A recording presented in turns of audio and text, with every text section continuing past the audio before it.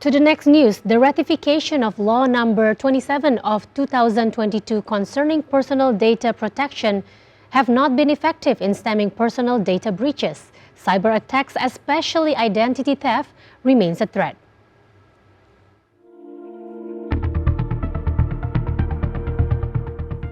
Indonesia's biggest Islamic lender, Bank Syariah Indonesia or BSI, recently suffered a security breach, which disrupted most of its banking services, including ATM withdrawals and online banking for a few days, but the problem had been resolved.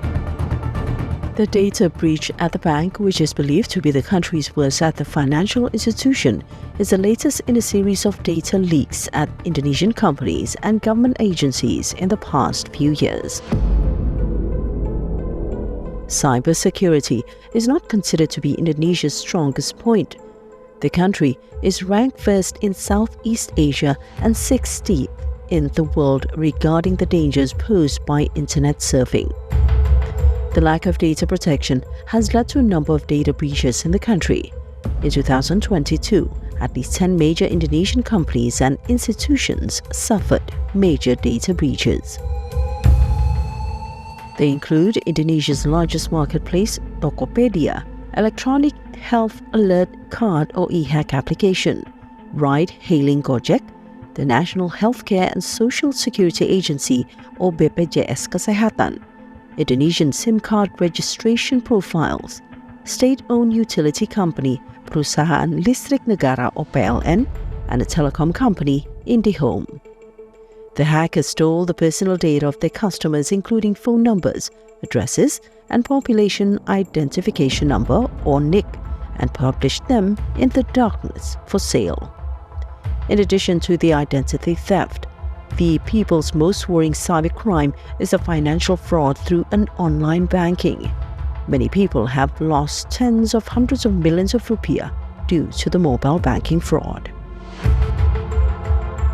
In an article posted in its website, the Center for Digital Society or CFDS, a research center established by the Faculty of Social and Political Sciences, Universitas Gadjah Mada, highlights the latest report from the National Cybersecurity Index, or NCSI, about the widespread cyber attacks in the country. According to NCSI's report, Indonesia's Cybersecurity Index fourth with 38.96 points. Among the G20 member countries, Indonesia ranked the third lowest, only higher than Mexico and South Africa. In fact, Indonesia has become a fertile ground for both local and international hackers. The Center for Digital Society, or CFDS, highlights several factors behind inadequate Indonesia's cybersecurity system. First, the existing regulations are still insufficient to regulate cyberspace activities. To date, Indonesia has only two laws that regulate cyber activities, such as the Law Number 11 of 2008 on Information and Electronic Transaction, as amended by Law Number 19 of 2016 or EIT law, and Law Number 27 of 2022 on Personal Data Protection or PDP law. Although they already have some technical derivative regulations, the two laws are inadequate to regulate cyber activities in Indonesia. Cyber crimes always evolve along with the rapid growth of the internet, so it is impossible to handle them by information and electronic transactions and personal data protection law only. Second, Indonesia still lacks supporting information technology infrastructure. Unfortunately, the government is still focusing on physical infrastructure instead of developing information technology infrastructure. Third, Indonesia's Digital Literacy Index is still relatively low. The newest report from the Directorate General for Telematics Application on Digital Literacy Index 2021 shows Indonesia's Digital Literacy Index scores of 3.49. All stakeholders should work extra hard to improve cyber security. The government, as a regulator, can do its part to strengthen the infrastructure to strengthen cyber security. And the other side, the public need to improve their financial literacy so that the country's cyberspace will become a safe place for all.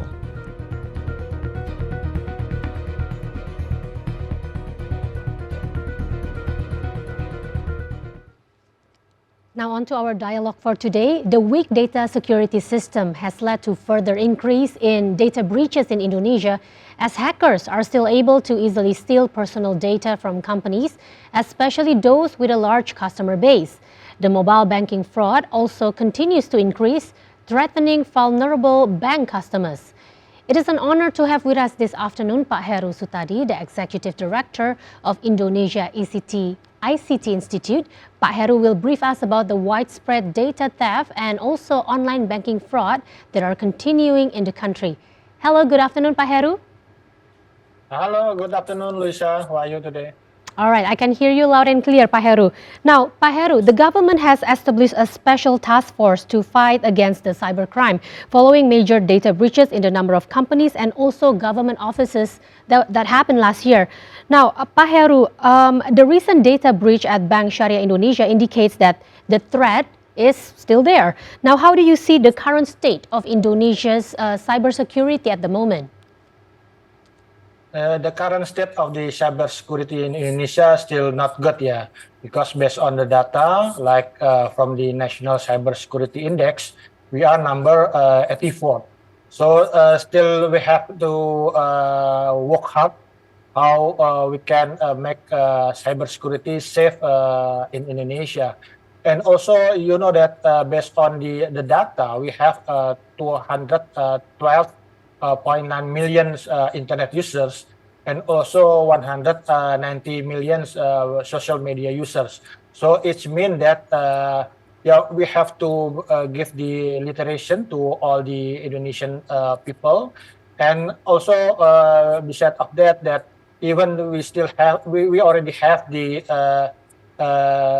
Personal Data Protection Act number 27 2022. It will effective 2 years after. So you know that President Jokowi signed the Act October 17.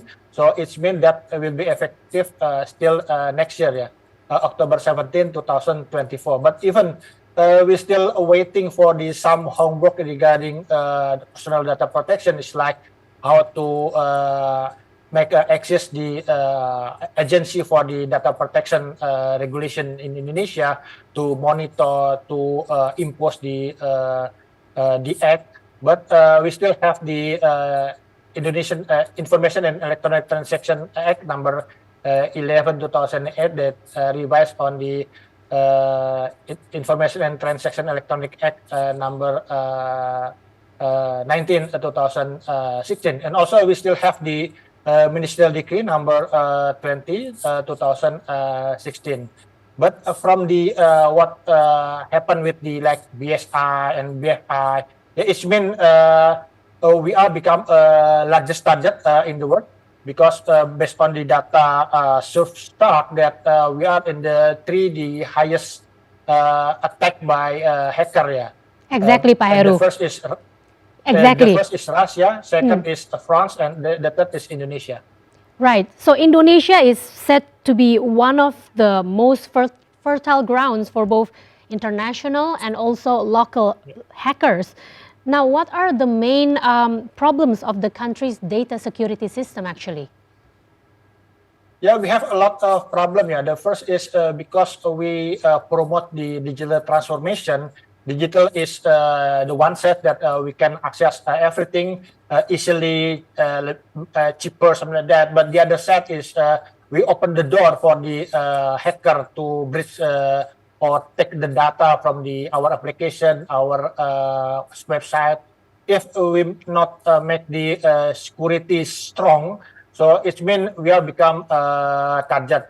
That's the first.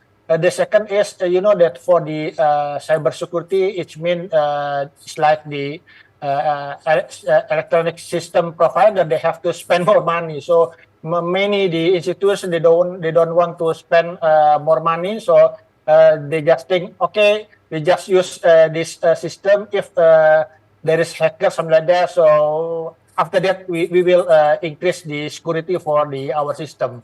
So we have to impose them to follow the regulation that they have to make their system is strong from the attack. The third is, you know that we need digital literacy to all citizen, cyber citizen in Indonesia, because the literacy is still digital literacy index in Indonesia is still low. So it's mean we have to educate, we have to literate them about the cybersecurity.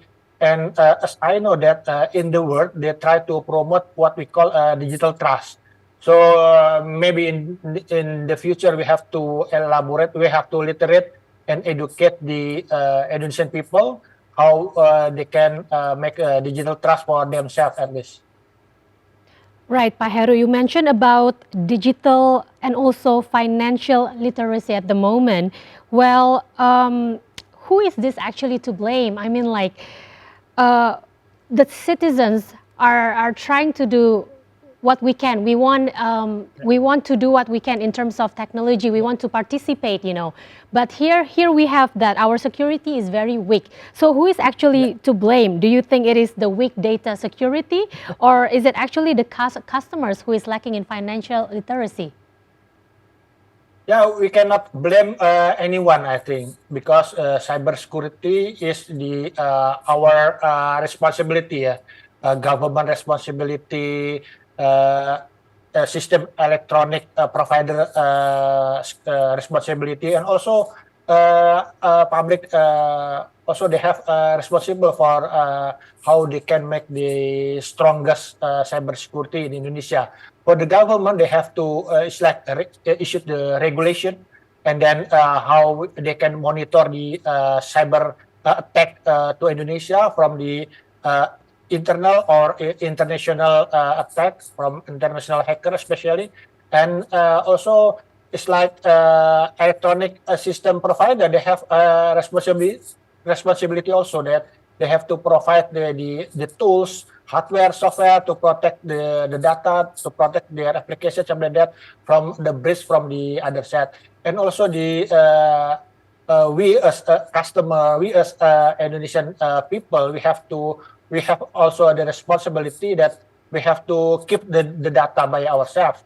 It's like if we use the application, some cyber criminal, they try to ask the OTP, one-time password from us, that they can take over our account. So we have to be careful that we cannot share our OTP. We have to make strongest password, something like that.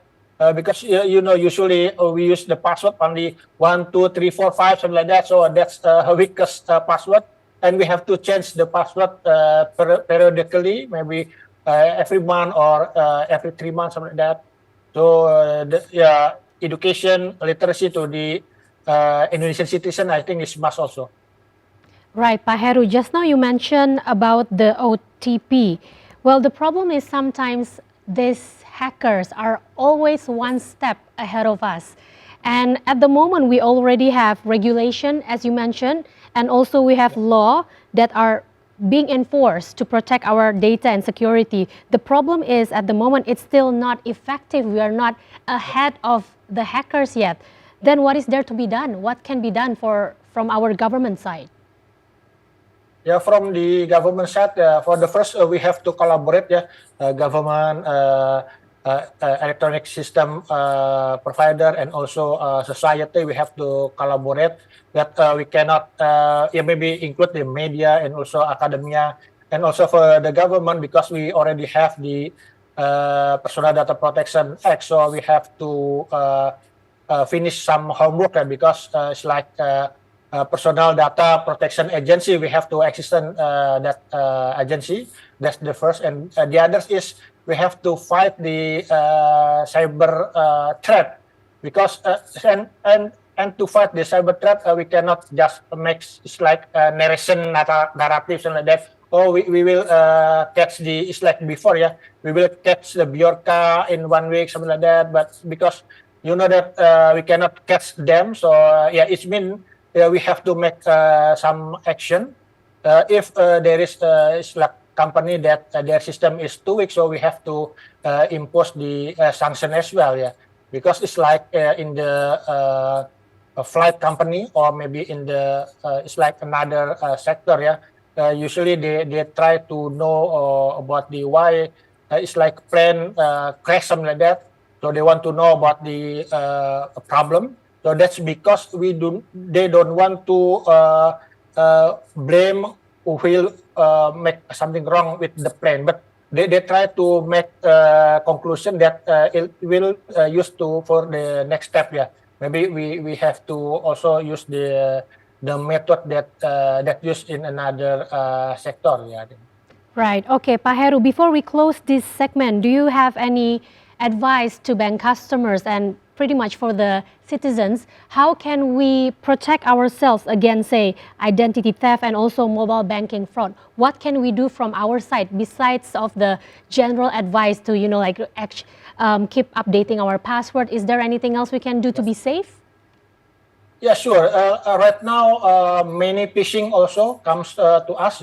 So we have to be careful. Do not click every information, any information that we cannot trust. That information is like before, so like wedding invitation. So maybe there is information from the tax agency, something like that. That the tax will increase, and also from the bank, something like that. So yeah, we have to be careful about that information. That's part of the phishing that maybe they can hijack our account. They can hijack our not only the cell phone account for WhatsApp and like that, but also it's like because right now our cell phone is used for the e-commerce, bank account, and etc. So yeah, we have to be careful also with the phishing, I think.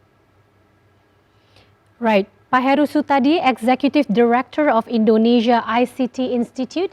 Thank you so much for sharing your insights with us, and we'll see you next time. Yeah, thank you.